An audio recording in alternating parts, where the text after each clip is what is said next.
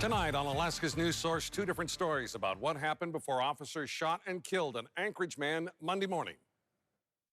The adult male raised the long gun towards the officers. I did see the whole thing, and he never, ever pointed the rifle at them. Police say 4 officers shot at Christopher Handy. Today, Alaska's News Source obtained surveillance video of Handy's final moments. We have a lot of news to bring you tonight, including an investigation about homeschool money not being accurately tracked by the state. But first, we go to Rebecca Paulsha, who has newly obtained video of Monday's officer-involved shooting. A warning for viewers tonight. This video is graphic and may be disturbing.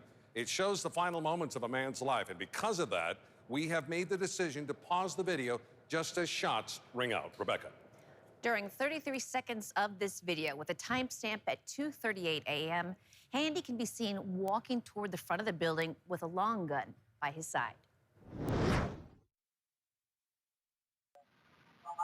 It's around 2:30 in the morning. There's shouting. Some obscenities can be heard. Anchorage police are here responding to a disturbance call at an apartment complex on Barefoot Drive. Neighbors say it's not the first time. I'd heard some disputes over there before, had seen the cops over a few times before, but nothing quite this serious. Well, I saw the whole altercation. On the second floor of this apartment, I heard them give orders for Kris to stop. a home surveillance camera records Christopher Handy's death.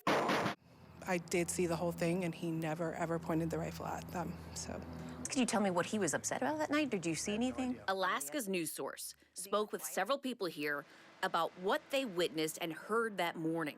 All agreed, police clearly told Handy to stop.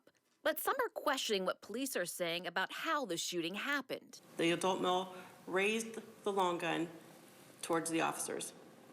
4 officers discharged their weapons, striking the adult male once in the upper body. At least once in the upper body. In this video, we counted at least 10 shots.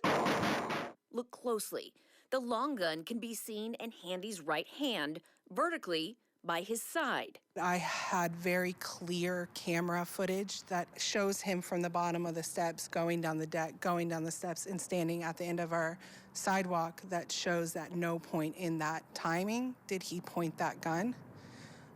So it was disheartening to hear that they felt the need to lie.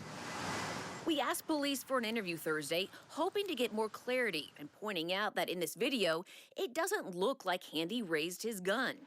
A spokesperson said the department would not be granting any interviews until the investigation is complete.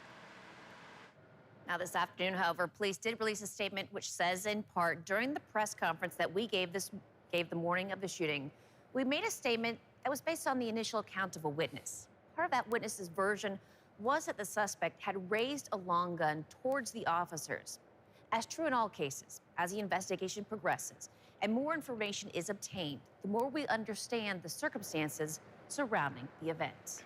And today, the Anchorage Police Department named the officers who shot at Handy. They are Officer Jacob Jones, hired in December of 2016, Officer Jacob Ostalaza, hired in June 2016, Sergeant Noel Sonoran, hired in November of 1999, and Officer James Stinman, hired in June of 2022. Per department policy, all 4 officers have been placed on administrative leave for 4 days. To watch the surveillance video and hear more from the neighbors who were eyewitnesses to this fatal shooting, go to alaskasnewssource.com to see the full story. Tonight, 1 week after Anchorage police fatally shot a man outside of his home, calls continue for Anchorage police to release body camera footage, something APD says it will not do until an investigation is complete. Tonight, we're hearing from Christopher Handy's fiancée for the first time. John, what did she tell you about her decision to call police for help? Well, Rebecca, in the hours leading up, well, I should say that Harmony Stitt said that the hours leading up to the shooting, Kris Handy, it really showcased his struggles with mental health. And Stitt says that Mother's Day was especially hard on Kris in those hours just before he was shot and killed. The whole story really started with a very manic week for him. He'd been going through a lot. We thought that we had miscarried. That mental health struggle, Kris Handy's fiancée, Harmony Stitt, says grew in the days leading up to Anchorage police officers shooting and killing him outside the apartment they lived at together on Barefoot Drive. He's been trying to stay as positive as possible. He started, taking a new medication to help him with his depression. He started trying to do over-the-phone counseling with ANMC because he's Native. Stitt says Mother's Day, May 12th, was an especially rough day for Kris. Things progressed to the point she had asked her next-door neighbor for help. He was just so sad with things, and I don't think the medication helped out very much. He ended up mixing it with alcohol. I told him not to do that. He still did it. Stitt says she became worried Kris would hurt himself after he got one of his guns. Even though she says he took the firing pin out and thought it would not work, she was still scared. I said, honey, you got to put that away. Please put that away. Go to the other room. I don't want you to see this. I said, honey, it doesn't work. You need to put it away. And it started scaring me, though, because I didn't want him to feel this way. And it's overwhelming when you have somebody having a mental breakdown and you just don't know how to help them. And the first thing you should feel is safe to call the police. She says that's when she told him police were coming, and she pleaded with him to leave the gun and just go with them. He said, give me a kiss. I gave him a kiss, and I said, please, honey, they're just going to take you in. Just put this down. And he was so blacked out by that point, he just kept walking out. And I said, Kris, Kris. And then he kept walking out, and they said, come out and everything. And he was walking out. He started walking down the stairs, and I saw him walking down the stairs, and it wasn't fast. It was slow. And then they said something. They just said something.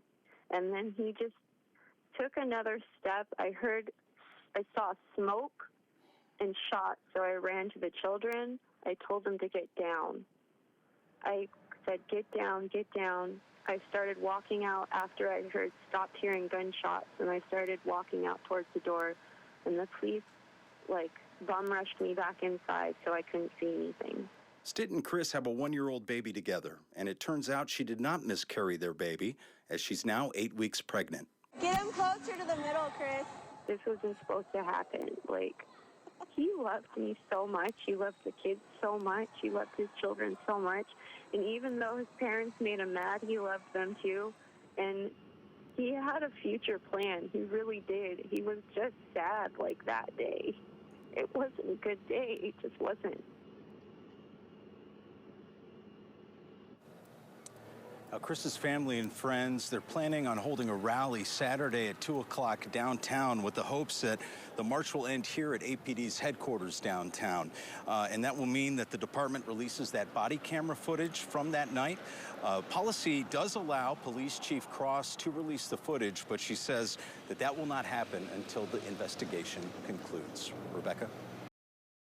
Good evening. Tonight, more voices have joined the family of a 34-year-old man Anchorage police fatally shot last Monday, demanding police body camera footage be released now. APD continues to say that will not happen until the investigation is complete. Johnson Kuhn reached out to several assembly members after public testimony asking for more transparency. Assembly Vice Chair Meg Zolotel wants Police Chief Designee Bianca Cross to explain her timeline on the investigation and explain how that relates to the timing of the video's release. Zolotel's push for action follows the testimony of a local advocate. They just want the full story. They want the full story. They deserve the full story. Anchorage Party for Socialism and Liberation member Michael Patterson has joined Kris Handy's family in calling for the release of APD body camera footage, asking assembly members to join him. Why is it that the police just get to say whatever they want from the beginning, but then when that's contradicted, we have to trust the process. They're trying to set the standard right now. It is a totally unacceptable standard. Patterson is not alone in his position. Well, you just don't have a clear enough view just by the cam from the house and everything else, and what transpired prior to that. Well, we need to have full disclosure. I mean, if we're going to trust the police to actually be our caretakers, to be our protectors. Today, we received a formal request for the release of body-worn camera footage. Assemblymember Meg Zolotel read from an email at Tuesday night's meeting, one she sent to Chief Designee Cross, requesting the body camera footage be released by the end of the week. If it is APD's continued position that the release of the footage has to be at the end of an investigation, clarity on exactly what constitutes the end of the investigation is requested. This request is made so that the Assembly can be clear on APD and the MOA's position regarding the release of the footage, and then the Assembly can consider the information and possible policy options available to it. There's literally no excuse. Patterson has, for years, been pushing the Assembly to show more urgency and transparency. Assemblymember Zolotel, she has been on the Assembly since 2020. People have repeatedly told them the policy is not good enough. This is an issue because it doesn't matter if they say, okay, you know, asking to release the footage by Friday, which is not a coincidence that there's a protest on Saturday, and that's what they're asking for. Patterson is part of a group organizing the Justice for Kris Handy rally scheduled for Saturday at 2 p.m. at the Delaney Park Strip. Handy's family and supporters say they hope ending their march at APD's downtown headquarters will result in the department releasing the footage ahead of the investigation's conclusion. Johnson Kuhn, Alaska's news source.